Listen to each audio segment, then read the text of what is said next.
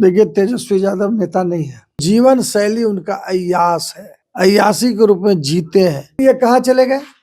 ये विदेश चले गए और वहां से कह रहे हैं कि लोकतंत्र हारी है और मशीनरी जीती है। आरजेडी का मतलब बार बार हम बोल रहे हैं कि राजद है और कुछ सीमित लोगों का राजद है, कुछ जाति विशेष का राजद है। वो एक सिंडिकेट है राजद, और इसीलिए वो कह रहे हैं कि लोकतंत्र हारी है और मशीनरी जीती है। हमारे साथ बीजेपी विधायक इंजीनियर कुमार शैलेंद्र जी है। सर 20 दिनों के बाद चुनावी नतीजे आने के बाद जो है तेजस्वी यादव ने एक इंटरव्यू में कहा है कि बिहार में जो चुनाव हुए हैं उसमें मशीनरी की जीत हुई, लोकतंत्र की हार हुई। कैसे देखते हैं? देखिए, तेजस्वी यादव नेता नहीं है। आरजेडी का मतलब बार बार हम बोल रहे हैं कि राजद है और कुछ सीमित लोगों का राजद है, कुछ जाति विशेष का राजद है। न अति पिछड़ा का है, न पिछड़ा का है, न शोषित का है, न दलित का है। नकार दिया है सारे लोगों ने।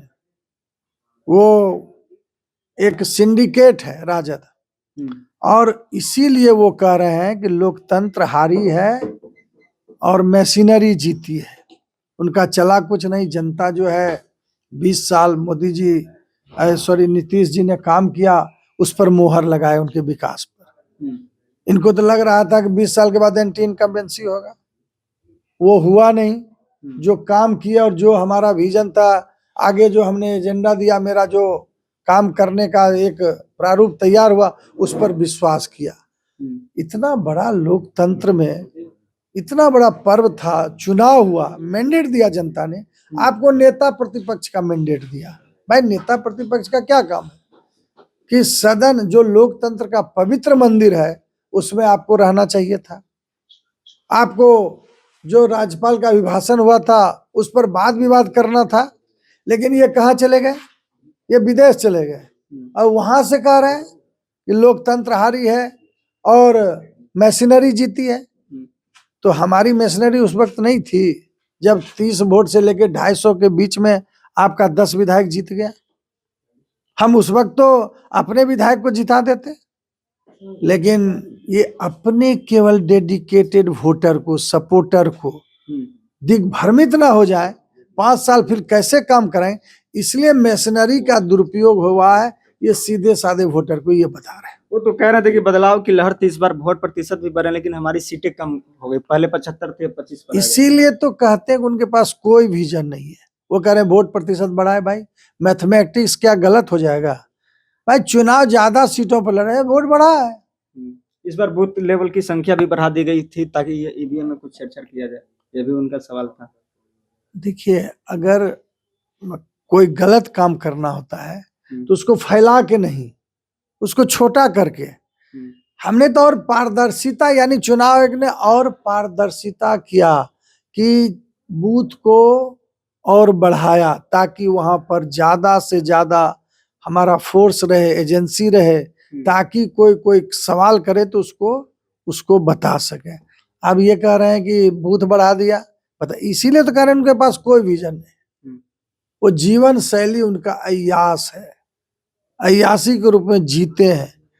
इतना बड़ा पर्व हुआ, चले गए विदेश। ये क्या है? क्या दर्शाता है? बोल रहे हैं सर कि एनडीए के जो विधायक, उनको भी विश्वास नहीं था कि इस बार इतना सीटें आ सकती है।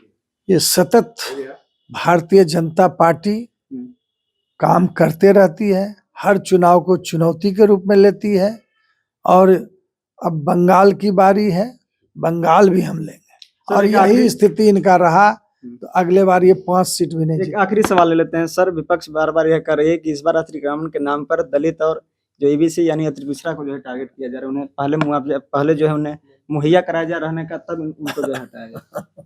ये गरीबों के मसीहा हैं। गरीब जो है इनसे हमदर्दी रखता है, लेकिन ये नहीं रखते।